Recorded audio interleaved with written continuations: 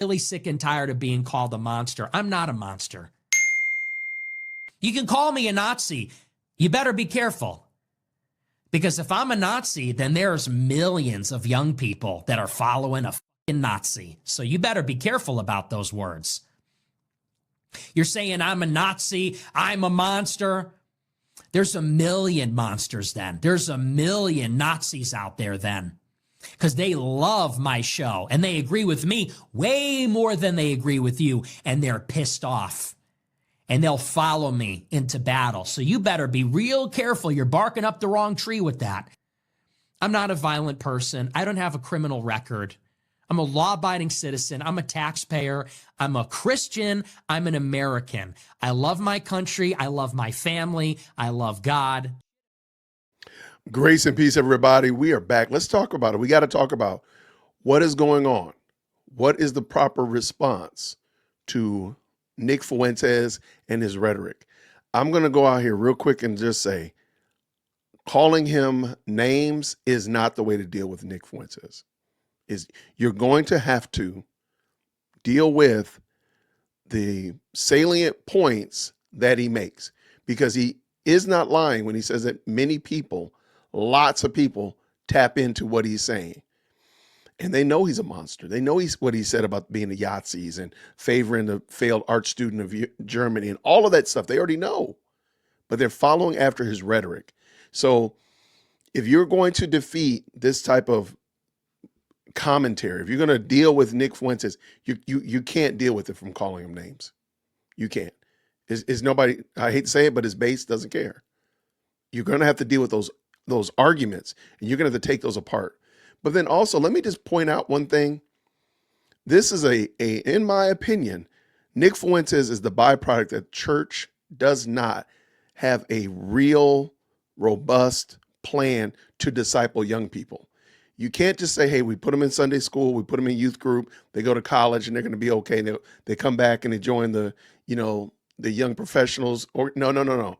There has to be a real hands-on approach to discipling young adults, because that's what Nick Fuentes is doing. He's discipling them into debauchery. He's discipling them into complete and utter carnality. That's what he's discipling them into, kind of like what the world does. But see, Nick gets away with it because people think that, well, he says he's a Christian. We'll talk about that in a second as well. But people aren't willing to discuss the fact that we don't do a good job of discipling our children. And there has to be a robust plan in place for parents to know how to disciple their kids, for churches to have that safety net to catch them so they don't fall into the clutches of Nick. So let's bring this in. It's not a real long video, but I just want to give you this. Let's check it out. I'm really sick and tired of being called a monster. I'm not a monster. I'm not a violent person. I don't have a criminal record. I'm a law-abiding citizen. I'm a taxpayer. I'm a Christian. I'm an American. I love my country. I love my family. I love God. People line up to give me $100, dozens of them every night, to say, I went back to church because of you. I got my life back on track because of you. I stopped smoking weed because of you. I stopped my pornography addiction because of you. I got married and had kids because of you. And see, all those things that he's saying, all those performative work things, clearly are things that young adults, young men, young women, young adults in general are looking for. And we who are believers must have a better program in place and a system in place to disciple them, so that they're not getting that from him. But all everybody can ever focus on, they don't even watch my show. They don't know me. They haven't spent an hour with me. They don't even watch my show. They don't know anything that I'm about. But they want me to be the scapegoat. So flippantly, throw me under the bus. You can call me a Nazi. You better be careful.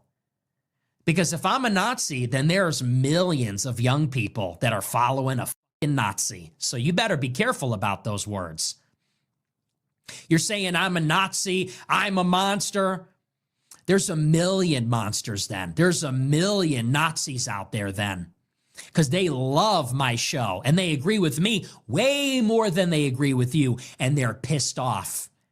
and they'll follow me into battle. So you better be real careful. You're barking up the wrong tree with that. Either you're wrong and I'm not a Nazi and millions of people are, or maybe that just doesn't even mean anything at all. Forget even that. Millions of people don't give a shit anymore. You can call us a Nazi. We don't care about Nazis. We don't care about the Holocaust. We don't care about Hitler. We don't care about any of that. Millions of people are rising up and we're saying, this is our red line. We are drawing a line in the sand right now. It's America first or Israel first. If the GOP keeps going down the path of Israel first, if it doesn't turn around and reverse course, we're done. Fuck you. We're never voting again. He said Hitler is cool. He's a Nazi. That's evil. You're evil. No, you kill me with my reputation. Last I checked, when you do your examination of conscience before confession, it does not say thou shalt not admire Stalin or whatever. You can't kill people with detraction and lies. You can't bear false witness. You're liars. You're cowards. You throw me under the bus because you don't give a shit about me. You don't care about my followers. You don't care about the truth, and you're weak. You're afraid of them. You're afraid of what they'll do to you. You're afraid of what they'll think of you. You're afraid of how they'll punish you. And it's easy to take a guy, I'm a modern day leper.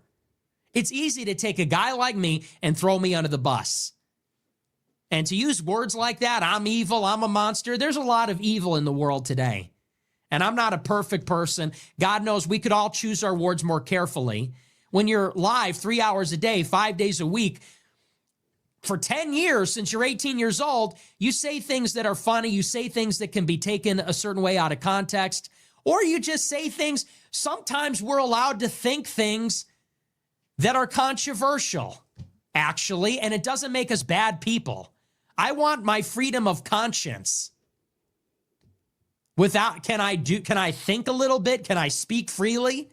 Can we have ideas without being called evil monsters? So this is what I'm talking about. He's laying it all out. He's laying out exactly why he attracts so many people to him. So the question to you is, how do you deal with this? Where do you allow for those type of conversations, the freedom of thought, all that kind of stuff like that? And is it informed? What is it informed by? Because if it's informed by just whatever the wind blows, then hey, welcome, join Nick's crew. If it's informed by some other social movement, then hey, it is what it is. Is it informed by scripture? The infallible word of God. If that is the case, then you're not afraid to deal with freedom of thought and have somebody have ideas and share and ask more questions and dig more deeper into it rather than just going to directly name calling. Let's keep it going. People saying, what's his end game? What does he think about the next election? I don't know. We vote, we campaign. It doesn't seem to change anything. I'm less worried about that, actually. I'm less worried about whether the Republicans are going to get the privileges of being in power this time around. I'm really just concerned with figuring out why we're always losing. Trying to pick apart and systematically determine who is doing this to our country and why. Why is our country changing like this? Why is it getting worse? Why are we paying so much, working so hard, so rich, but yet everything gets worse all the time? Why is it that the basic things, the things our parents had, we no longer have access to? A clean, orderly, wholesome, decent society. And everybody's trying to hang and lynch me. And I said it earlier in the week, and I still think it's true. How they treat me is what they think of you. They're lynching me. It's a lynch mob. That's what this is. This is a lynch mob. They're lynching me, and by extension, Tucker and Vance and the rest of them, which is ironic because me and Tucker don't even really agree, and I don't even like Vance. All right. So what are you going to do? That's my question. Down in the comments below, let me know. How do you plan to deal with someone who thinks like this? And how do you approach them? Do you have a plan for this? If this came into your own household, if it came into your youth group, if it came into your workspace, how do you deal with this? And what is your plan of your plan of dissection. How do you go about digging this out of your community, digging this out of your family, digging this out of your workplace, or God forbid, your church? Let me know what you think down in the comments below. I appreciate y'all. Until next time, everybody, grace and peace. Thank you so much for tuning in to another episode of the JWhit Podcast. If you enjoyed today's show, please do me a favor and hit me up with that 3-piece special. Like the video, subscribe, and of course, share it with somebody who would also enjoy this type of content. And make sure you leave a comment, because I do pin the best comments to the top. So thank you so much for tuning in today. And until next time, everybody, grace and peace.